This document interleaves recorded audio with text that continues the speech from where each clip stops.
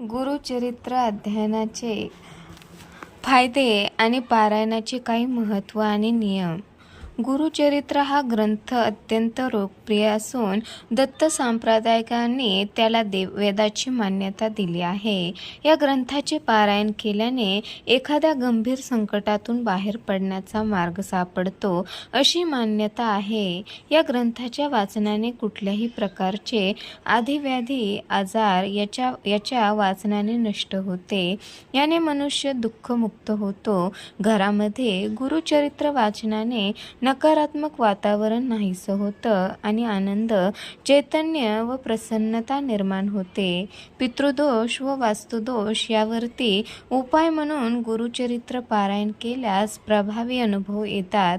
विशिष्ट समस्यावर जसे लग्न, शिक्षण, करिअर, आरोग्य यामध्ये येत असणाऱ्या अडचणीवर गुरुचरित्र वाचन केल्यास सकारात्मक अनुभव येतो. आपल्या कुंडलीतील ग्रह, नक्षत्रे, पितृदोष, प्रारब्ध दोष यावर गुरुचरित्र एक रामबाण उपाय असल्याचे जाणकार सांगतात.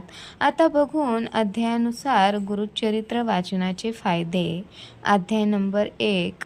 नित्य गुरुचिंतनाचे संपूर्ण जीवन मंगलमय होते. अध्याय नंबर 2. कलिबाधा व सर्व रोगबाधा नाहीशी होतात. अध्याय 3. गुरुकोपाचे शमन होते व व्रताची पूर्तता होते. अध्याय 4. स्त्रीछलनाचा दोष जातो व स्वहिताचे रक्षण होते. अध्याय 5. शारीरिक व्यंगे नष्ट होतात, ज्ञानाची प्राप्ती होते. अध्याय 6. दैवी कोप दूर होतो व विद्याप्राप्ती होते. अध्याय 7. पंचमहापादापादी सर्व पातके नाहीशी होतात. अध्याय 8.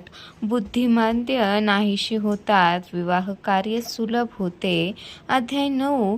सर्व शुभकामना गुरुकृपेने पूर्ण होतात. अध्याय 10. नवस फळाला येतात, चोरीचा आळ दूर होतो. अध्याय 11. वासदोष तसेच वेड नाहीशी होते. अध्याय 12. संकटे, दैन्य, दारिद्र्य यांचे निवारण होते. अध्याय 13. सर्व प्रकारच्या पोटाच्या व्याधी नाहीशा होतात. अध्याय 14. प्राणघातक गंडातरापासून स्वरक्षण लाभते. अध्याय 15. तीर्थयात्रांना सफलता प्राप्त होते. अध्याय 16. आदरणीयांची निंदा, अपमान केल्याचा दोष दूर होतो. अध्याय 17. ज्ञान व गुरुकृपा यांचा लाभ होतो. अध्याय 18. संपत्तीचा लाभ दूर होऊन दारिद्र्य नाहीसे होते. अध्याय 19. भाग्यवृद्धी होते, सद्गुरूंचा लाभ होतो. त्रिस्थळी या पुण्य लाभते. अध्याय 20. गुरुस्मरण करुनी मनी पूजा करी व गुरुचरणी तुझे पाप होईल धुनी, ब्रह्मासंबंध परिहरेल. अध्याय 21. मृत्यूभयापासून मुक्तता. अध्याय 22. वांझपण दूर होते, बाळंतिणीला चांगले दूध येते. अध्याय 23. पिशाच बाधा नष्ट होतो, राज्य मान्यता प्राप्त होते. अध्याय 24. भ्रम व वैचारिक गोंधळ दूर होऊन मनशांती लाभते. अध्याय 25. अपात्र लोकांचा संपर्कात त्यांचे दुष्परिणाम टळतात. अध्याय 26. शत्रू निष्भ्रम होऊन शरण होतात. अध्याय 27. गर्व नष्ट होऊन चित्त शुद्ध होते. विद्वानाचा छळ, दोषाची निवृत्ती. अध्याय 28. वाईट कर्माचे दूत होता सद्गत सापडतो. अध्याय 29. स्त्री छलदोष, वासनादोष दूर होऊन पावित्र्य लाभते. अध्याय 30. कुमारिका इच्छित पतीचा प्राप्ती होते, सौभाग्य वृद्धी होते. अध्याय 31. पतीवर येणारी विघ्ने टळतात. अध्याय 32. वैधव्याचे दुःख टळते अथवा सुसह्य होते. अध्याय 33. वचनभंग व व्यभिचार दूर होऊन सद्गती लाभते. अध्याय 34. प्राणसंकटाचे निवारण होऊन होऊन आयुष्य वृद्धी होते. अध्याय 35 हरवलेले नष्ट झालेले पुन्हा प्राप्त होतं, तुटलेले संबंध जुळतात. अध्याय 36 चुकीच्या समजुती जाऊन अंतःकरण शुद्ध होतं. अध्याय 37 मूढबुद्धी नष्ट होऊन योग्य ज्ञान व ब्रह्मप्राप्ती होते. अध्याय 38 निंदा करणारे शरण येतात, अन्नपूर्णा नित्य प्रसन्न राहते. अध्याय 39 सद्गुरूची प्राप्ती होऊन योग्य मार्ग सापडतो. अध्याय 40 कुष्ठरोग नाहीसा होऊन शरीर निकोप होते. अध्याय 41 सद्गुरूची प्राप्ती होऊन योग्य मार्ग सापडतो. अध्याय 42 विद्या व फलाची प्राप्ती होऊन कर्तबगारीला यश येते. अध्याय 43 गर्व व क्रोध नाहीसा होऊन ऐश्वर्याची प्राप्ती होते. अध्याय 44 मनातील भ्रम दूर होऊन योग्य मार्ग लाभतो. अध्याय 45 कुष्ठरोग नाहीसा होऊन गुरुनिष्ठ सफल होते, बुद्धी वाढते. अध्याय 46 चिंताची स्थिरता लाभते, ज्ञानाची प्राप्ती होते. अध्याय 47 पक्षपाताचा दोष नाहीसा होऊन समत्व बुद्धी प्राप्त होते. अध्याय 48 गुरुनिष्ठास विपुल समृद्धी प्राप्ती होते, विघ्ने टळते. अध्याय 49 तीर्थक्षेत्राबद्दल आदर वाढतो, सर्व पापांचे सामान होते. अध्याय 50 ग्रंथीरोग त्वचारोग नष्ट होऊन शरीर सुख लाभतं. अध्याय 51 सुख समृद्धी व अंतिम मोक्ष प्राप्ती होते. अध्याय 52 श्रद्धेला चांगली फळे येतात व संपूर्ण ग्रंथ वाचनाचे फळ मिळते. आता बघूया गुरुचरित्र वाचण्याचे काही नियम.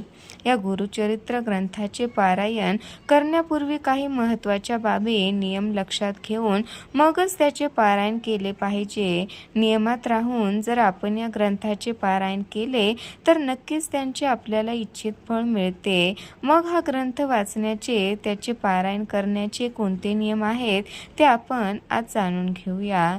श्री गुरुचरित्र सप्ताह करताना प्रारंभ शक्यतो शनिवारी व सांगता शक्यतो शुक्रवारी करावी, कारण शुक्रवार हा श्री नृसिंह सरस्वती महाराजांचा निजानंद गमनाचा दिवस आहे. श्री गुरुचरित्र वाचण्यापूर्वी आदल्या दिवशी एक गाय व 4 कुत्रे यांना गव्हाच्या पोळीचा नैवेद्य खाऊ घालावा.